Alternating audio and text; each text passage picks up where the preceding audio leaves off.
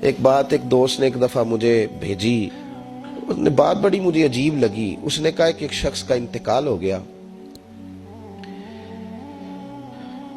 تو وہ جب اس کو دفن کرنے لگے جنازہ پڑھ کے، تو ایک آدمی نے اس کی چارپائی پکڑ لی۔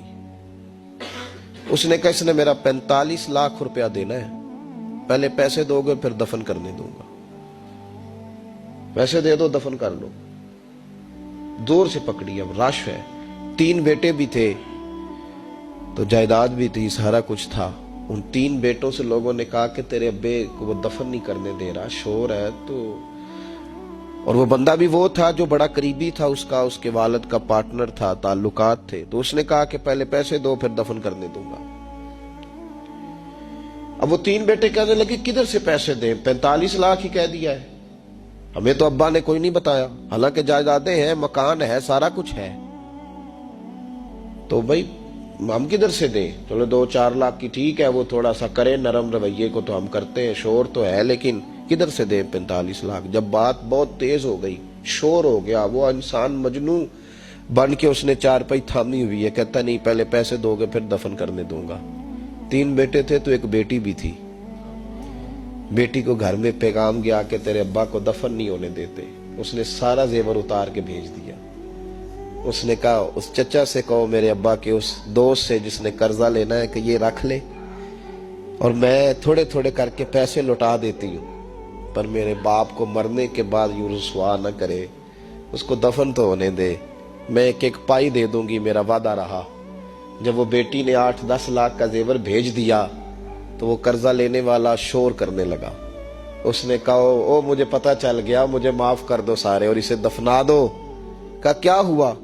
تو وہ کہنے لگا میں نے اس سے 45 لاکھ لینا نہیں تھا، میں نے دینا تھا، تو میں غور کر رہا تھا کہ اگر تو میں نے اعلان کر دیا نا کہ 45 لاکھ میں نے دینا ہے تو 110 نکل آئیں گے وارث کہ مجھے بھی دو مجھے بھی دو، تو میں نے یہ رویہ اس لیے اختیار کیا ہے کہ میں دیکھوں اس کا اصل وارث ہے کون۔ تو اصل وارث وہ بیٹی ہے جس نے اپنے کانوں سے بندے بھی اتار کے بھیج دیے، اور جس نے اپنے وہ شادی والے دن پہننے والے زیورات، پہلی رات کا وہ اس نے زیور بھی سارا اتار کے دے دیا۔ اس نے کہا کہ باپ کا کفن نہ میلا ہو جائے، تو اصل وارث بھی بچی ہے۔ اس نے کہا اس نے مجھے وصیت کی تھی ہر ایک کو نہ دے دینا، میرے اصل وارث کو دینا، تو مجھے اصل وارث مل گیا ہے، اب میں کسی اور کو نہیں دوں گا، اس بیٹی کو دوں گا جس نے باپ کے لیے قربانی دی۔ تو یاد رکھے جنہ لی تو پاپ کمائے ہو کتھے نہیں تیرے کر دے۔ تو اس لین دین کے معاملات اپنے صاف ستھرے رکھیں، ان کے اندر کسی قسم کی وہ چیز نہ پیدا کریں کہ جو ہمارے لیے بڑی باعث پریشانی بن جائے۔ تو میں یہ سمجھانا چاہ رہا ہوں آپ حضرات کو، اپنے بھی بھائیوں کو، دوستوں کو، کہ کوشش فرمائیں کہ آپ، اور یہ یاد رکھیں وہ میری اماں کبھی کبھی میرے ننھال سے نا کوئی چیز آتی تھی نا بطور تحفہ کے کسی چیز، تو میری اماں کہتی تھی میرے ماموں سے یا میرے نانا سے کہ بس ٹھیک ہے یہ آپ تھوڑا سا دے جائیں باقی لے جائیں، تو کہتے نہیں رکھ لے۔ تو اماں کہا کرتی تھی کہ اپنے گھر سے بندہ کھائے تو پھر ہی پوری پڑتی ہے، کوئی دے گا تو کیا اس میں کتنی دیر، ایک دن بندہ کھا لے گا۔ وہ کہا کرتی تھی کہ اگر پورا کرنا ہے نا خرچہ تو بندہ اپنی کمائی سے ہی پورا کرے تو پورا ہوتا ہے۔ اگر کسی کے 10,000 سے آپ سمجھتے ہیں کوئی فائدہ ہوگا تو کچھ نہیں ہوتا، آپ کے دست و بازو جو ہمت کر کے لائیں گے اسی سے گزارا ہوگا۔ تو کسی کا 50,000 رکھ کے کتنا وقت بیت سکتا ہے؟ 1 لاکھ سے کیا مطلب، کیا بندہ کر سکتا ہے؟ تو سہارے نہ ڈھونڈو، خوددار بنو۔ طریقت میں، تصوف میں خودداری، ترمذی شریف کی ایک حدیث ہے مجھے بڑی پسند ہے، میں سمجھتا ہوں یہ حدیث اگر لوگ سمجھ جائے نا تو بات بن جائے۔ نبی پاک صلی اللہ تعالی علیہ وسلم نے لوگوں سے کہا لوگوں چاہتے ہو کہ تم اللہ کے محبوب بن جاؤ؟ تو صحابہ کے چہرے کھل اٹھے، کہا یا رسول اللہ صلی اللہ علیہ وسلم بالکل چاہتے ہیں۔ فرمایا جو اللہ نے تمہیں دیا ہے اس پہ راضی ہو جاؤ، اللہ کے محبوب بن جاؤ گے، اللہ تم سے پیار کرے گا۔ اور پھر فرمایا چاہتے ہو کہ لوگ بھی تم سے پیار کریں؟ لوگ بھی کریں یا رسول اللہ، دل کرتا ہے۔ تو نبی پاک نے فرمایا کسی بندے کی جیب کی طرف کبھی نہ دیکھنا، جو سامنے والے کی جیب میں ہے اس سے بچ جا، اس کے مال پر نظر ڈالنی چھوڑ دے، لوگ بھی تجھ سے پیار کرنے لگ جائیں گے۔ لوگوں کے مال کی طرف نہ دیکھ، آپ رکھ لیں کسی کا 500 روپیہ بھی، وہ کہے گا بندہ ہی نہیں صحیح، میرا 500 کھا گیا۔ یہ مت سمجھے کہ بڑا امیر تھا، اس کو فکر ہی کوئی نہیں نا۔ ان معاملات کے اندر لوگ کہیں نہ کہیں بول ہی جاتے ہیں، کہیں نہ کہیں بات کر ہی جاتے ہیں، کسی نہ کسی جگہ زبان پھسل ہی جاتی ہے۔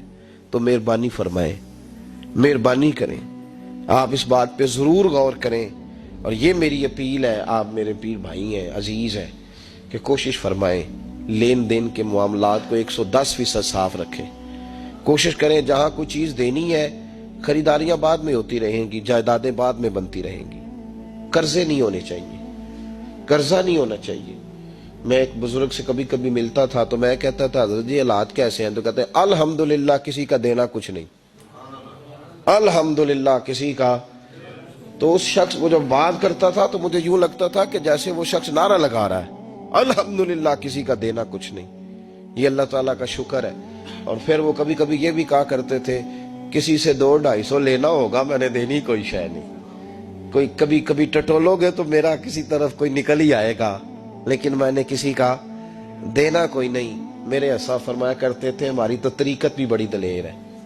میں نے ایک دفعہ کہا حضور نظریہ طریقت کیا؟ فرمانے لگے ہماری تو طریقت بھی بڑی خوددار ہے، ہم مریدوں کا خرچ نہیں کراتے، ہم تو کئی دفعہ مریدوں پہ خرچ کر ڈالتے، ہماری تو طریقت بھی بڑی توانا ہے، نے تو مزاج ہی بڑا انوکھا پایا ہے۔ تو مہربانی فرمائے لینے دینے کے ایک حدیث بخاری میں بڑی مزیدار ہے، بخاری میں، سبحان اللہ۔ اور بخاری شریف قرآن مجید کے بعد امت مسلمہ کے پاس سب سے معتبر کتاب کا نام بخاری شریف ہے۔ نبی پاک صلی اللہ علیہ وسلم نے فرمایا ایک بھائی اپنے بھائی سے قرضہ لینے لگا، ایک دوست اپنے دوست سے پیسے لینے لگا۔ اس نے کہا یار پیسے تو میں دے دیتا ہوں پر کوئی گواہ۔ اس نے کہا غریبوں کے گواہ نہیں ہوتے، میرا گواہ اللہ ہے۔ اس نے کہا کسی کی ضمانت دے دو۔ اس نے کہا میری کون ضمانت دے گا، میری ضمانت میرا اللہ ہی دے گا۔ وہ بات ہو گئی 1000 دینار، اس کو بات بڑی پسند آئی، کہا اللہ کے نام پر تو کہتا ہے، اللہ بھی گواہ ہے ہمارے درمیان اور اللہ ہی ضمانتی ہے، تو لے لے پیسے۔ 1000 دینار دے دیے۔ اب وہ بندہ دریا کے پار چلا گیا۔ محنت، یہ دیکھیں اب اس حدیث سے آپ درس دیکھیں، یہ حکایت نہیں، یہ میرے رسول پاک کا بیان کیا ہوا فرمان ہے۔ اس کی صداقتوں پہ دیکھیں، اور بخاری کی حدیث کے جملے کتنے حسین ہیں۔ نبی پاک صلی اللہ علیہ وسلم نے فرمایا وہ جس نے پیسے لیے بطور قرضہ وہ دریا کے پار چلا گیا، محنت مزدوری کرتا رہا، جب مقررہ وقت آیا تو اس نے 1000 دینار جو وعدہ کیا تھا کہ فلاں تاریخ کو دے دوں گا، اس تاریخ کو اس نے 1000 دینار لیے اور دریا کے کنارے پہنچ گیا کہ مجھے کشتی ملے تو میں اس تک پہنچاؤں۔ لیکن اس نے اتفاق کہ اس دن کشتی کوئی نہ ملی، بڑا انتظار کیا، کشتی کوئی نہ ملی۔ اس نے ایک لکڑی لی، لکڑی کو اندر سے پھاڑا، موٹی لکڑی ہوتی ہے نا بانس کی طرح، اس کے اندر سوراخ بن جاتا ہے، جگہ بن جاتی ہے۔ اس نے اندر سے اس کی کھدائی کی، اس کے اندر اس نے 1000 دینار رکھا اور ایک رکا رکھا کہ بھائی میں پہنچنا چاہتا تھا لیکن مجھے کشتی نہیں ملی تو میں 1000 دینار رکھ رہا ہوں، جس رب کی ضمانت پر میں نے لیے تھے مجھے امید ہے رب تجھ تک پہنچا دے گا، مجھے امید ہے اللہ پہنچا دے گا تیرے تک، مجھے امید ہے رب پہنچائے گا۔ یہ کہہ کہ اس نے اس کو بند کیا کسی کپڑے کے ساتھ اور بند کر کے دریا میں ڈال دیا۔ اب وہ انتظار کرنے لگا، وہ جو شخص تھا وہ بھی کنارے آیا کہ آج اس کا وعدہ ہے، اس نے آنا ہے۔ دینے والے کو ٹینشن ہوتی ہے تو میرے خیال ہے لینے والے کو بھی بہت زیادہ ہی ہوتی ہے کہ آج لینے۔ وہ آ گیا کنارے پہ کہ آج پیسے آنے، لیکن کوئی شے نہ آئی۔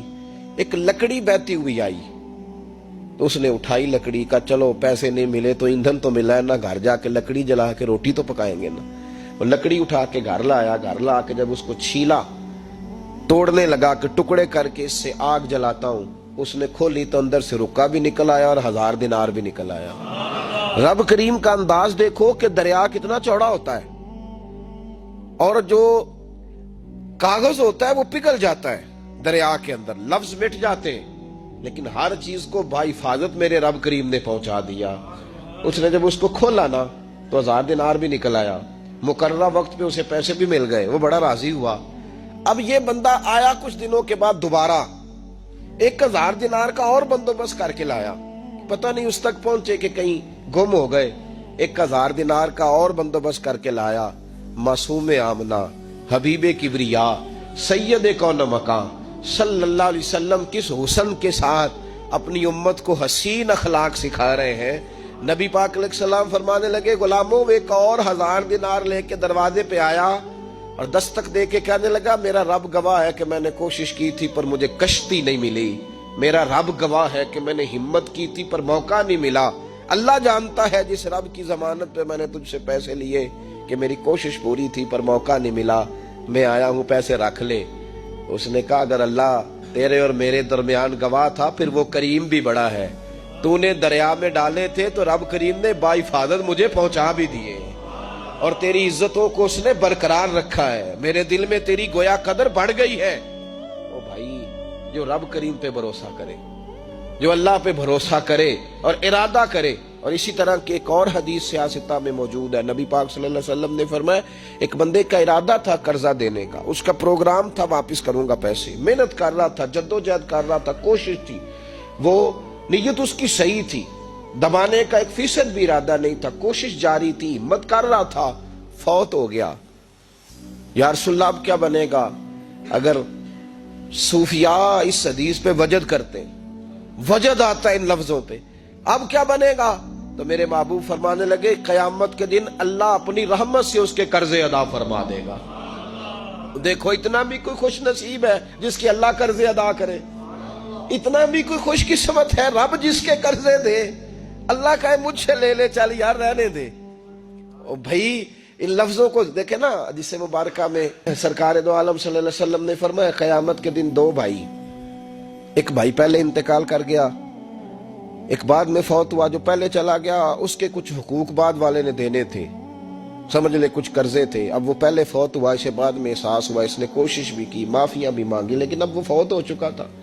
تو نبی پاک صلی اللہ علیہ وسلم فرماتے ہیں قیامت کے دن چونکہ یہ معافیاں بھی مانگتا رہا, توبہ بھی کرتا رہا, بڑی اس کو صحیح احساس ہو گیا, ندامت والی توبہ کی, لیکن اب جس کا حق تھا وہ تو فوت ہو گیا, اب کیا کرے؟ تو محبوب فرمانے لگے فوت ہوگا نا, جس نے دینے تھے پیسے, جس کے ذمے حقوق تھے, لیکن وہ جس کے دینے تھے وہ تو چلا گیا, سمجھ لے کوئی وارث بھی نہیں. تو فرمایا جب یہ فوت ہوگا تو قیامت کے دن جو پہلے فوت ہوا تھا وہ مقدمہ کرے گا کہ یا اللہ اس نے میرا مال دبایا, میرے پیسے لے کے دے. تو رب کریم فرمائے گا چل یہ بڑیاں معافیاں مانگتا رہا, اسے معاف کر دے. اللہ فرمائے گا, وہ کہے گا نہیں یا اللہ مجھے بڑا ستایا, مجھے بڑی تکلیف دی, میرے حقوق ضائع کیے, میں نہیں معاف کرتا. تو رب کریم فرمائے گا ذرا اوپر اٹھنا, چل بعد میں بات کرتے ہیں, اٹھ تو صحیح. وہ جنت میں ایک محل بنا ہوا ہے, ذرا اس کی طرف تو نظر ڈال. اس نے نظر ڈالی تو یہاں تو کوئی اچھا انجینئر بنائے کوئی مکان تو نظر جو ہے وہ ہٹتی نہیں. تو جس مکان کو رب تیار فرمائے, جس کو اللہ بنائے, اس سے نظریں کیسے ہٹتی ہوں گی؟ اس نے دیکھا تو دیکھتا ہی گیا, دیکھتا ہی گیا. عرض کرنے لگا مولا یہ کس کا مکان ہے؟ تو محبوب علیہ السلام فرماتے ہیں رب کریم نے فرمایا اس کا ہے جو اس کی قیمت دے گا. کہ یا اللہ کون قیمت دے گا؟ فرمایا تو بھی دے سکتا ہے. یا اللہ میں غریب فقیر, میں کیسے قیمت دوں؟ تو اللہ فرمائے گا چل تو اپنے بھائی کو معاف کر دے, میں محل تجھے دے دیتا ہوں, تو معافی دے دے, محل تیرا ہوا. تو حضور فرماتے ہیں 3 دفعہ بولا, کہنے لگا یا اللہ میں نے معاف کیا, یا اللہ میں نے معاف کیا, یا اللہ میں نے معاف کیا. تو اللہ فرمائے گا پھر بھائی کا بازو پکڑ, وہ ایک محل نہیں, وہ ایک ہی نقشے کے 2 بنائے ہوئے ہیں, اس کا بازو پکڑ, دونوں جنت میں چلے جاؤ, میں نے تم دونوں کے لیے گھر بنا دیا ہے. تو اپنے معاملات صحیح کرنے کی کوشش کریں, اپنے معاملات صحیح کریں. ہم اس سلسلہ عالیہ میں داخل ہیں کہ حضور غوث اعظم رضی اللہ تعالیٰ عنہ کے والد کا مشہور واقعہ ہے کہ بھوک لگی تھی تو دریا میں بہتا ہوا سیب کھا لیا تھا, سیب کھا لیا غوث اعظم کے والد نے. تو پھر کہنے لگے او ہو یہ میں نے کیا کیا. جس سمت سے وہ سیب آیا تھا وہاں جانے لگے, وہاں ایک باغ تھا, پیچھے جا کے ٹہنیاں جھکی ہوئی تھیں, یہاں سے سیب آیا. باغ کے مالک بھی بزرگ تھے, ان سے جا کے کہا غلطی سے کھا لیا ہے, معافی مل جائے. انہوں نے کہا معافی اتنی جلدی نہیں ملتی. کیسے ملے گی؟ فرمایا 12 سال مالی بن کے میرے باغ کی نوکری کر. تو خدمت کرنے لگے. تو حضور غوث اعظم کے نانا جی کہتے ہیں بچہ مجھے بھا گیا, کہنے لگے حضور چلے معاف کر دیں اب. تو کہا معافی نہیں ملے گی, میری ایک بیٹی ہے, آنکھوں سے اندھی ہے, آنکھوں سے اندھی, کانوں سے بہری, زبان سے گونگی اور پیروں سے لنگڑی, اس سے نکاح کر. پھر معافی ملے گی. کھایا کیا؟ ایک سیب.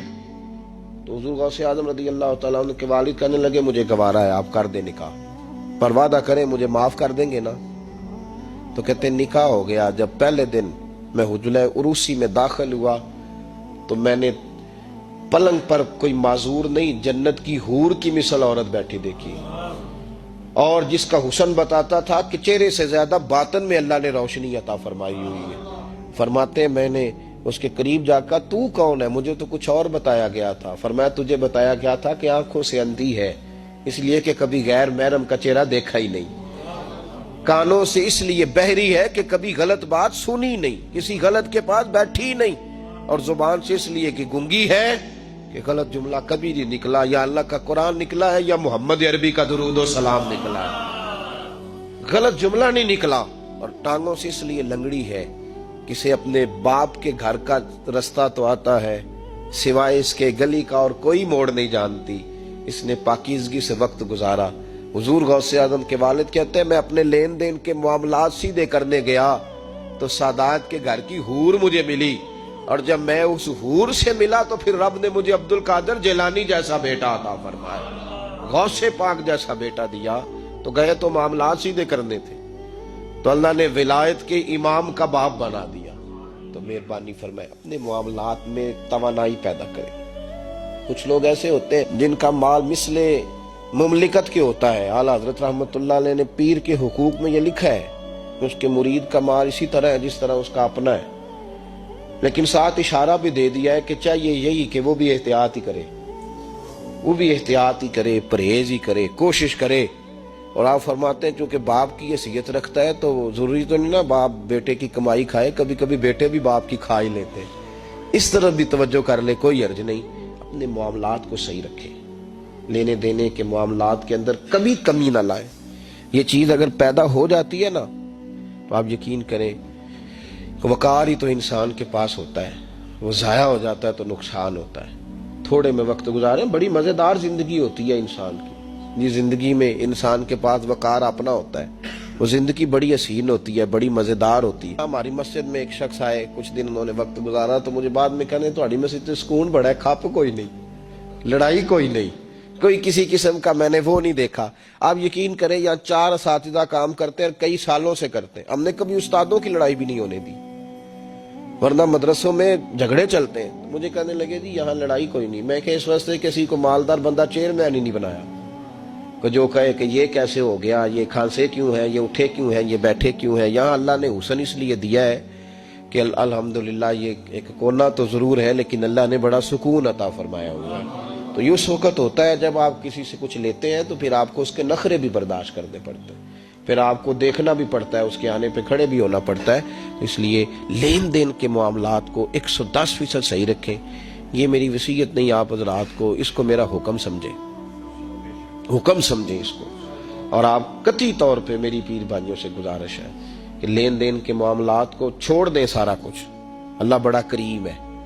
ایک کمرے میں بھی انسان کی زندگی بیت سکتی ہے، لیکن لین دین کے معاملات میں 110% اپنے آپ کو صاف رکھیں اور اپنی وصیت کو ہمیشہ اس میں سستی نہیں کریں، لکھ کے رکھیں کہ کسی کا کیا دینا ہے موٹے حرفوں کے ساتھ، اور 3 جگہ اس کو لکھ کے رکھیں کہ میں فلاں آدمی کا میرے پاس یہ ہے. اس کو ضرور سنبھال کے رکھیں تاکہ کسی جگہ بھی اگر اللہ تبارک و تعالیٰ فضل کرے کوئی ایسا موقع آتا ہے تو ہم صاف ستھرے ہوں، ہمارے وارثوں کو پتہ ہو کہ ہم نے کسی کا کیا دینا ہے. اللہ سمجھنے کی توفیق عطا فرمائے.